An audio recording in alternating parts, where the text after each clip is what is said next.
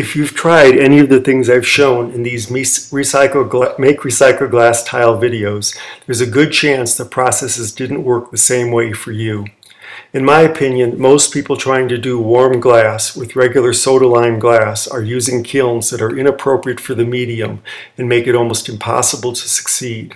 This video is not comprehensive, but I'd like to pass along some hard-won practical knowledge on kilns and soda lime glass.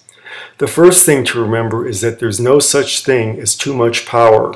You can't hurt crushed glass by heating it too fast, but you can destroy it by heating it too slowly. In the video on devitrification, I discussed the possibility that what we call devit is actually mainly the loss of volatiles from the surface of the glass. Since sodium is the primary flux in soda lime glass, sodium molecules flying out of the surface severely stiffen the glass particles, interfering with fusing and causing considerable ugliness. You pay a huge premium to people like Bullseye to buy glass that's been made for reheating. But this is about recycling in generic soda lime glass, which is not made to be reused in warm glass processes. So you have to innovate. More power also saves energy because time getting up to temperature is time wasted. Two recycled glass tile manufacturers I know use belt kilns like this. The molds go from ambient directly into 1,000 degrees and ramp up to 1,600 degrees in 10 minutes. This minimizes devitrification and maximizes control, repeatability, and energy efficiency.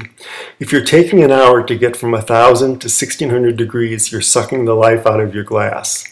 Another thing to consider is stratification. Stratification is the difference in temperature between the top and bottom of the kiln. Glass is much more sensitive to temperature variations than ceramics. You should only be firing glass on a single layer in your kiln. The third thing is kiln furniture. It seems nutty to me to heat 10 pounds of kiln furniture in order to heat 1 pound of glass. Having kiln furniture makes it impossible to get exactly the same temperature profile every time. Here's my main test kiln. The metal frame was made by a fabricator.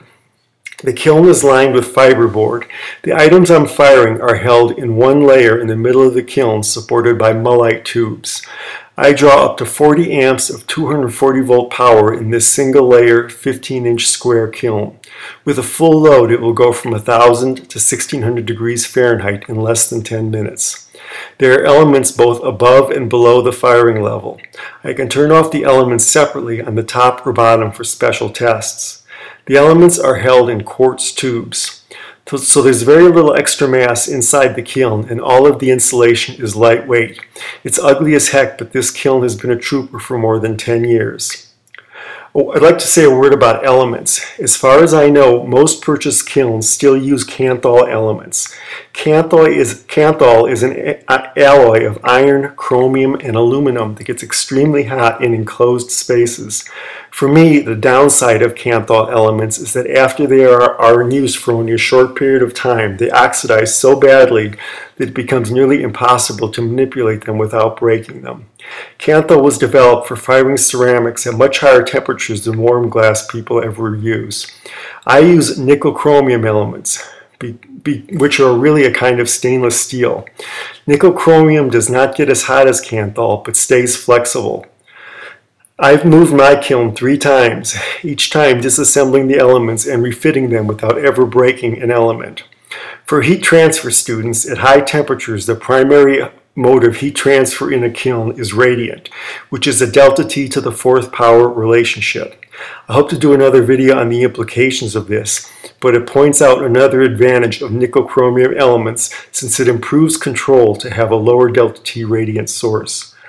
On my kiln, I use a Fuji PID, that's proportional integral differential controller, with a 4 to 20 milliamp signal and guaranteed soak to an SCR, that's silicon controlled rectifier, power source.